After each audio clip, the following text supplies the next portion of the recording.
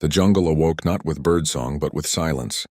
Mist slithered through the ceiba trees like pale serpents, curling around roots and hanging vines, the parrots and jaguars, the howler monkeys and cicadas, all the usual chorus of the rainforest fell mute in an instant, as if they too sensed something forbidden was about to stir.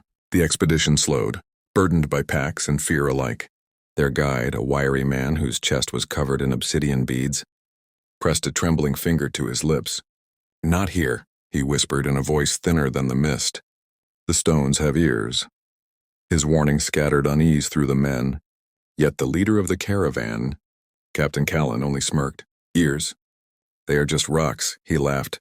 But the sound fell flat, strangled by the oppressive air. Even his own men did not join him. They had marched for 3 days through choking vines and leech-infested streams, chasing rumors of gold hidden in a pyramid swallowed by the jungle. At dawn, as the first light cut the fog into ribbons, Teku, the youngest of the explorers, saw something unnatural. Between the moss-draped roots of an ancient tree jutted a slab of stone too smooth to be natural. He scraped away soil with his knife, revealing carved channels that radiated outward from a central sun disk. Each channel seemed designed to carry liquid down the stone's face, and the stone, though half buried, was warm to the touch as if it pulsed with life. Teku recoiled. "It beats," he murmured. "Like a heart." Captain Callan scoffed, shoving forward with his boot. "It is no heart. It is treasure. Dig." The men hesitated, but greed pried their hands into action. They hacked at vines, clawed at roots, and with every strike the jungle itself seemed to sigh, a deep groaning that echoed through the trees. At last the slab shifted, and with a grinding moan a hidden stairwell yawned open beneath them. A breath of cold air rushed upward, thick with resin, honey, and the metallic tang of iron. It was the scent of something ancient, something sealed. The torchlight flickered violently, as though trying to resist the pull of the void below. One by one they peered down the narrow stair. It vanished into a blackness that felt alive, swallowing the light. Then from deep below came a sound faint but unmistakable. A single deliberate thud, then another. A rhythm older than words, steady as the heartbeat of the earth itself. The guide crossed himself and began to chant under his breath, but his voice cracked midway, swallowed by dread. Teku shivered. "Do you hear it?" he asked. The others nodded mutely. For a moment, none dared move. Then Callan lifted his torch high. "Rome had its Caesars, the Maya had their gods," he declared. "We will have their gold. Down." He set his boot on the first step. His shadow stretched unnaturally ahead of him, moving faster than his body, as though eager to descend before him. And when his foot struck the second step, the heartbeat below answered louder now, as if the pyramid had been waiting for the sound of living flesh upon its spine. The stairs spiraled upward and outward until they reached open air again. The explorers emerged not into safety but into revelation. Before them rose the pyramid itself, a colossus of stone devoured by vines yet still defiant against the sky. Its steps were steep, its sides etched with glyphs, depicting rivers of blood flowing into a sun, whose face twisted into a leer. Each step bore small depressions carved into the stone, shallow bowls at regular intervals. Teku poured a flask of water into one. The liquid defied gravity, sliding upward, vanishing into the grooves like a serpent slithering home. The men gaped. "Water does not climb," whispered the guide. "Blood does." Captain Callan barked a harsh laugh, though sweat streaked his brow. Clever engineering, nothing more. But his men were not convinced. The bowls gleamed as if freshly polished, as though countless offerings had scoured them clean.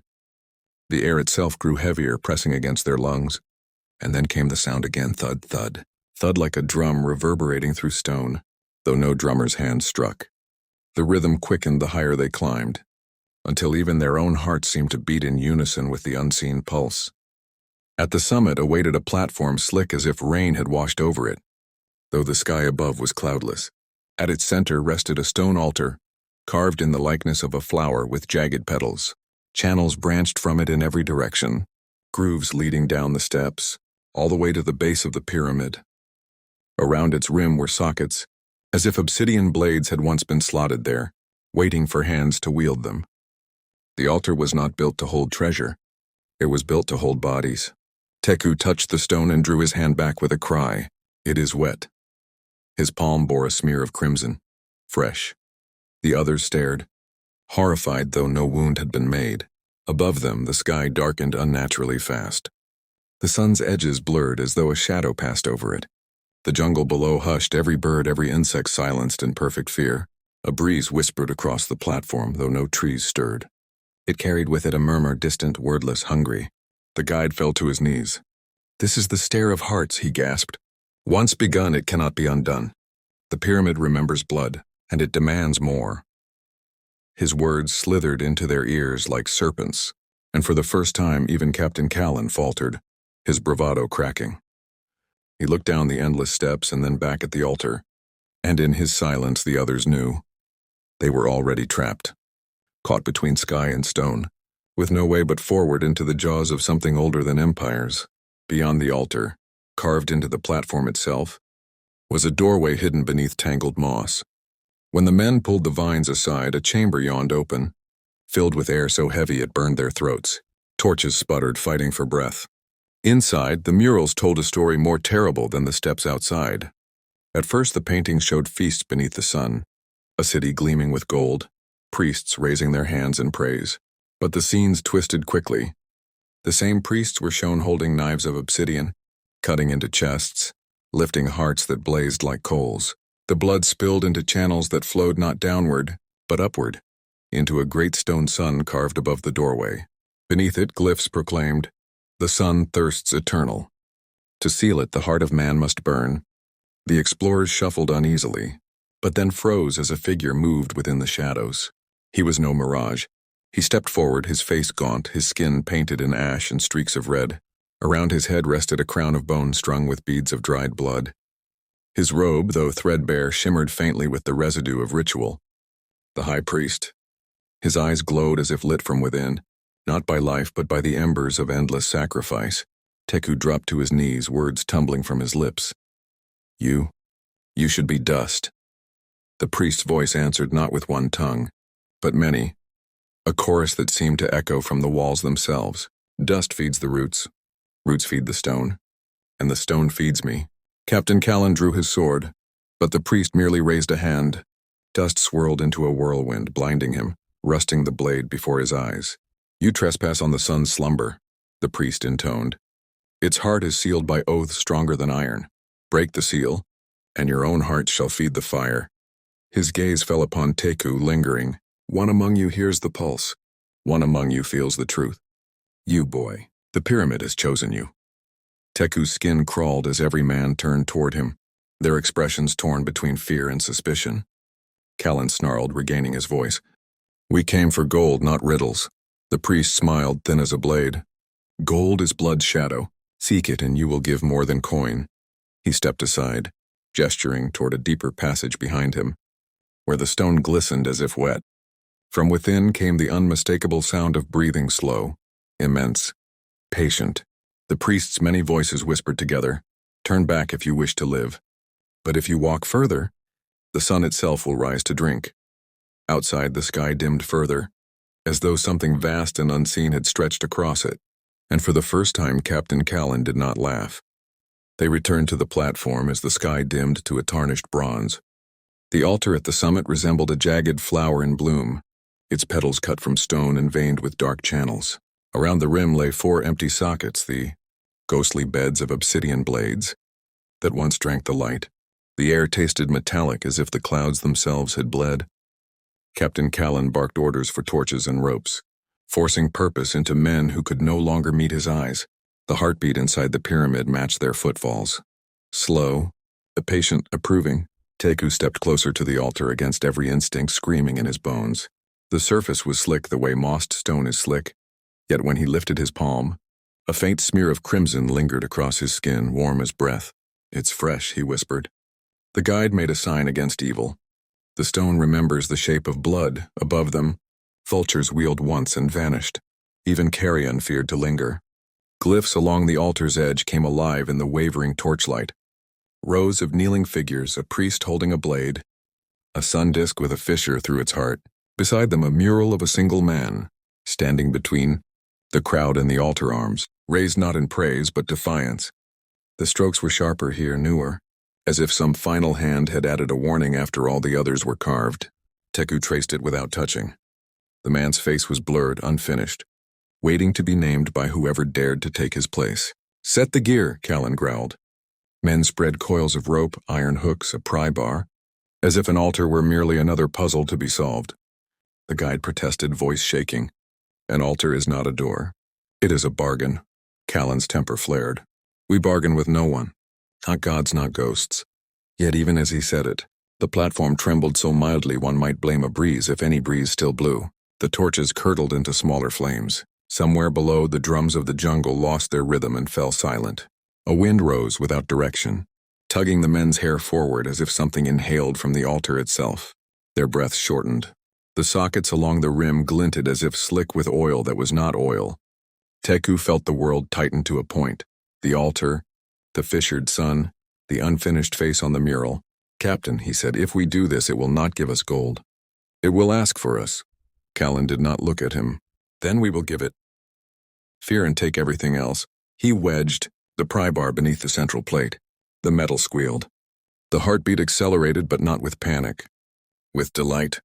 The sky went wrong. No clouds rolled in, no storm announced itself. Instead, the sunlight simply thinned, as if some vast hand pinched it shut. Day bled toward night in a matter of breaths. The men glanced upward and saw the rim of the sun wear a black crown. An eclipse impossible without warning and yet absolute. The jungle below reacted in terror. Parrots exploded from trees, then vanished into a silence so complete it crushed the lungs. On the platform, the altar drank the dark.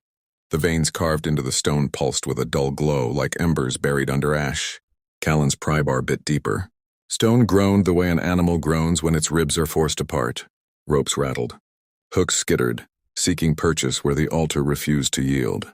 Teku could not breathe. His chest rose and fell with the pyramid's rhythm, not his own.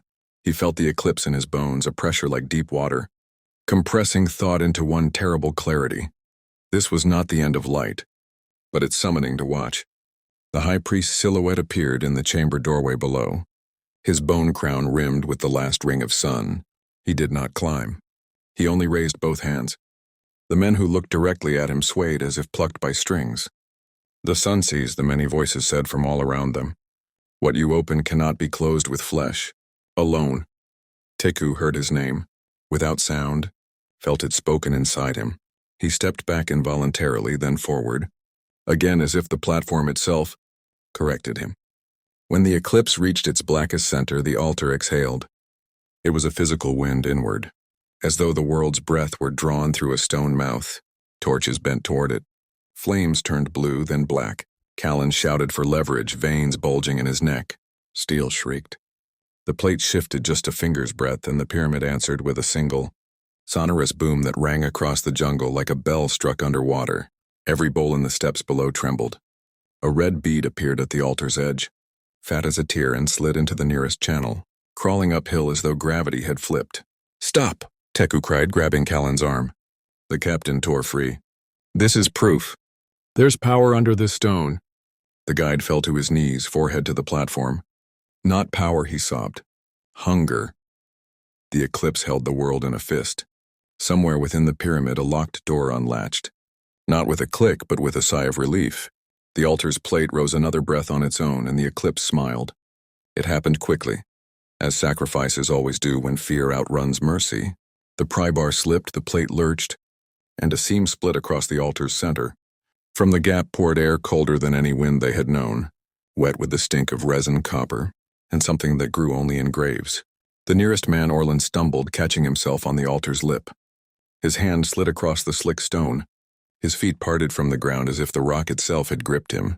"Help," he managed, and then the altar pulled. Not a trapdoor, not a mechanism, a will. Orland slammed against the stone with a crack of bone. His chest met the jagged petals. His breath fled him. The channels around the rim vibrated in anticipation. Callan lunged, grabbing Orland's belt. But the pull doubled, tripled, a current dragging them toward a black, unseen sea. Teku threw himself onto Callan's shoulders, anchoring them with everything he had. "Cut the ropes!" Someone screamed without meaning.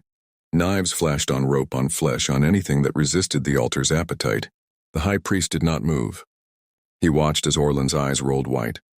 A thin line appeared across the man's sternum, clean as a scribe's stroke. No blade touched him. The line opened. Blood rose without spilling, as if drawn by an invisible cup. It hovered, quivered, then streamed upward into the seam, defying gravity the way water had defied it in the bowls. The altar purred. Orland's scream broke into a rattling hiss. His heart beat once against his ribs like a fist on a door, twice, and then slowed as if a larger rhythm had taken command. Callan roared and wrenched free, but Orland was beyond saving. The seam widened in a single greedy gulp. Bones clicked. Something inside the altar drank with long, satisfied pulls. When the plate settled, the man who had been Orland lay upon the stone hole, uncut, unmarked except for the hollowness beneath his skin. His chest rose and fell once more, then stopped. The channels around the altar shone wet and bright, carrying what they had taken uphill, away from them, toward the dark heart of the pyramid. The eclipse began to thin, a ring of fire leaking back around the black disk. But the light brought no comfort. Teku stared at the altar and felt the world tilt. The mural's defiant figure burned behind his eyes. "It will not stop," he whispered. Callan stood shaking, blood on his hands that was not his own. He looked at Teku as if seeing him for the first time, the boy chosen by a heartbeat, older than the sun. "Then we give it nothing else," the captain rasped. But the pyramid had already learned their names. The eclipse loosened its black ring, yet the light that returned felt wrong, as if the sun had been skimmed and only a thin, sour brightness remained. The altar's channels still gleamed, carrying what they had stolen uphill, against the world's sense. Down in the doorway, the high priest lifted his hands. His bone crown clicked softly, bead against bead like teeth preparing to bite. One breath, his many voices intoned, and the sun remembers its throat. The pyramid answered with a tremor that made the steps groan and the bowls ring like distant bells. Captain Callan planted himself between the altar and his men. "No more," he barked, though his voice shook. "We give it nothing. We go down, we break whatever door feeds this thing, and we burn it shut." The guide stared at Orland's still body as if reading an omen, written in flesh. "Doors open both ways," he whispered. "What we open, it enters." A wind moved across the platform without direction, fluttering close toward the altar. Teku felt the pull like a hand hooked behind his heart. The drumbeat below shifted, no longer a single pulse but a call and response, as though something vast had woken and was testing its voice. Then it spoke. The voice did not come from the priest nor from the stone. It came from the light itself, uttered in a language made of heat and hunger. Every torch flinched, every lung seized, and inside each skull the same words branded themselves. "I am not sated." The platform tipped a fraction, and dust slid toward the seam. Orland's body shivered and exhaled a breath that did not belong to him. The high priest bowed as though greeting a king. "O Radiant," he murmured, "your guests break bread with fear. Teach them to kneel." Callan drew his sword and pointed it at the priest. "Teach them to run," he snapped to his men. "Inside." "We finish this below." The men balked, some from terror, some from a new feral awe that licked their hearts like flame. A few dropped to their knees, hands raised toward the paling sun, their mouths moving with prayers they did not know. The priest smiled at them, the gentle smile of a fisherman who has felt the first tug on his line. Teku tried to shout them up, but the voice inside the light drowned him. "One among you hears. Bring me the heart that listens." Every face turned to Teku. Even those who loved him flinched. The wind increased, a slow inhalation. The altar's seam sighed wider. Callan stepped in front of the boy and raised his blade. "You want a heart?" He snarled into the sky. "Come and take mine." His words didn't echo. They fell into the stone like seeds. The pulse below quickened, delighted. Soon, the light whispered tenderly like a promise made to a lover. "Soon I drink standing up." The high priest spread his arms as if to embrace the whole horizon, and the pyramid itself seemed to lean closer, thrilled by the vow. No order survives the first swallow of panic. Half the expedition surged for the stair, tripping over coils of rope and the dead weight of Orland's name. The other half, seized by reverence they mistook for courage, crawled toward the altar with faces lit by the shivering ring of light. "Do not!" Callan roared. But his command shattered against a new sound rising from the bowls. A thin, eager whine, the choir of empty throats. Steel flashed. Not at the idol, at each other. A kneeling man shoved a standing one. A standing man kicked a kneeling one, and suddenly blades were up to decide a question the jungle had already answered. Blood sprayed in arcs that caught the wan light and turned it to wine. The stone drank every drop before it hit the ground, hawking each slick ribbon uphill into the channels. The altar trembled in pleasure. The priest's many voices braided into one low hymn. A people that devours itself saves the priest his knife. Teku fought through the frenzy, yanking men back by belts and collars. "Listen," he cried. "This is what it wants, division, doubt, your name's unmade." His words bounced uselessly from the stone. A man lunged at him with a hook. Callan intercepted, shield braced. The impact rattled his bones, but he held. "Back," he bellowed. "Every one of you!" He slammed his sword into a socket along the altar's rim, sparks biting the air. The stone sang like glass. The socket crumpled, not broken, but bruised. The altar hissed, affronted. The high priest glided nearer without lifting his feet, the hem of his robe skimming stone that worshipped him. "Little captain," he cooed, "you offer muscle to a hunger that eats meaning. Bring the listener to the table.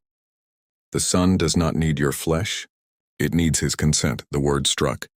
Teku's chest like a thrown stone. Consent. The murals flashed across his mind.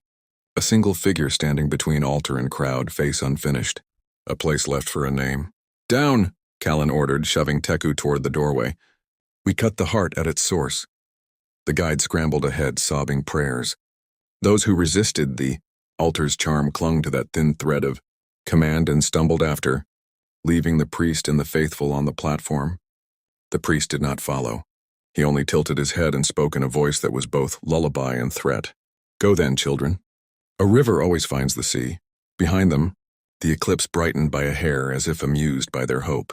They plunged into the throat of the pyramid, torches guttering in the suction of that inward wind. As they descended, the bowls along the outer stair began to sing a rising keening that braided with the heartbeat below.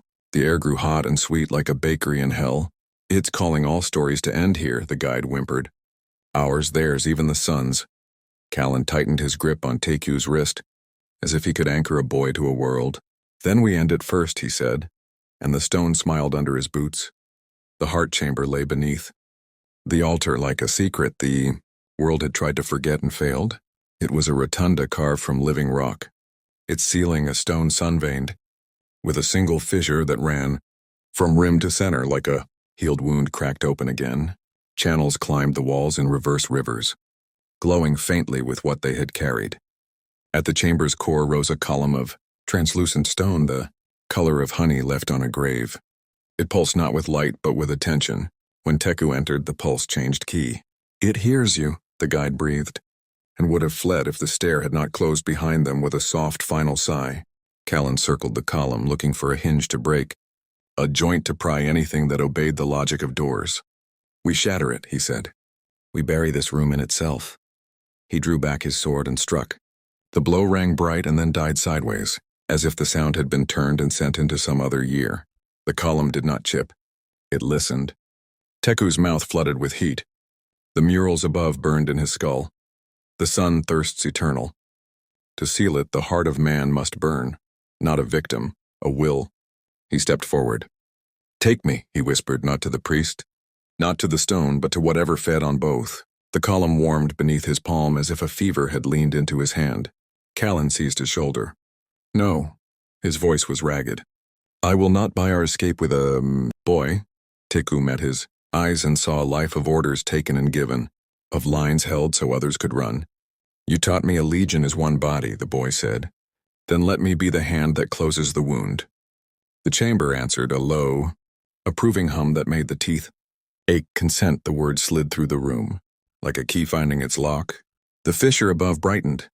Channels trembled. Callan swore and shoved Teku behind him. "If a heart is needed," he said, almost laughing at his own audacity, "it will be mine. I name the terms, Rome does not kneel." And the boy walks out.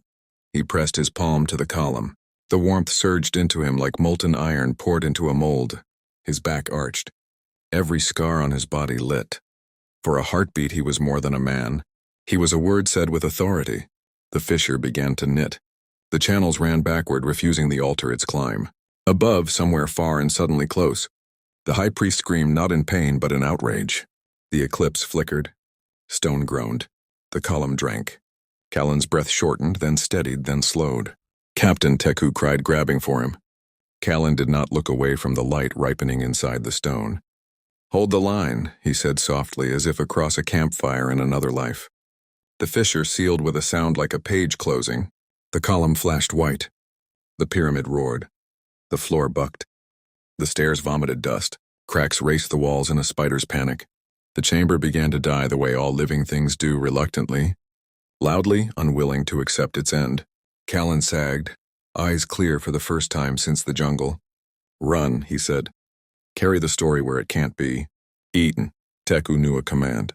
When he heard one, he ran as the column burst like a star swallowed under stone, and the sun, robbed of its mouth, screamed without sound. Teku did not remember the climb so much as awakened to its aftermath. Coughing daylight, jungle heat that felt like mercy. The platform smashed into crooked planes as if a giant had ground his teeth upon it. The altar lay split, its petals dull and dry. Of Captain Callan there was no sign but a sword hilt fused into stone still warm. The eclipse had loosened into an ordinary day. Yet the light seemed cautious, as if embarrassed by what it had wanted. He found the guide weeping in the shadow of a fallen lintel. Together they fled the pyramid as the bowls, along the stair, cracked and sloughed off their sheen. Vines crept inward already, delighted to inherit a silence that at last could not reply. In the jungle, the birds resumed their chatter one note at a time, like a village deciding it was safe to return after soldiers had gone. When Teku glanced back, the pyramid looked smaller, older, almost ashamed. He felt no triumph, only an absence too large to bear. Years knotted into decades, and Teku carried that absence like a sealed jar. He spoke little of the expedition except to say there had been an altar and a choice, and that a good man had made it. Sometimes, when the afternoon light went thin and sour, he heard a heartbeat under the floorboards and pressed his palm to the earth, until it faded. He married, then buried, then became a story told to children who were taught not to wander near stones that listen. Centuries later, surveyors hacked a line through the same jungle with steel and certainty. The pyramid had sunk almost to its eyes. The altar was buried to the lip, the bowls filled with soil and the industrious patience of ants. A scholar lifted a fragment of obsidian no wider than a thumbnail and smelled, absurdly, the faint sweetness of resin. Copper, he murmured to no one, and wrote a paper about trade routes and rituals that did not mention hunger. At night their generator stuttered, and several swore they heard something drink the darkness before the light returned. They found no treasure. They took photographs, which later developed with a curious flaw. In several frames, a boy stood between the crowd and the altar, his face blurred, his hands lifted not in praise but in warning. No one remembered posing him there. When the team left, a local child slipped up the newly cleared stair at dusk and put his ear to the stone, the way children do to seashells. He heard nothing, and then everything, and then the old rhythm threatening to become a song. He flinched, laughed to hide it, and ran down to where mothers called.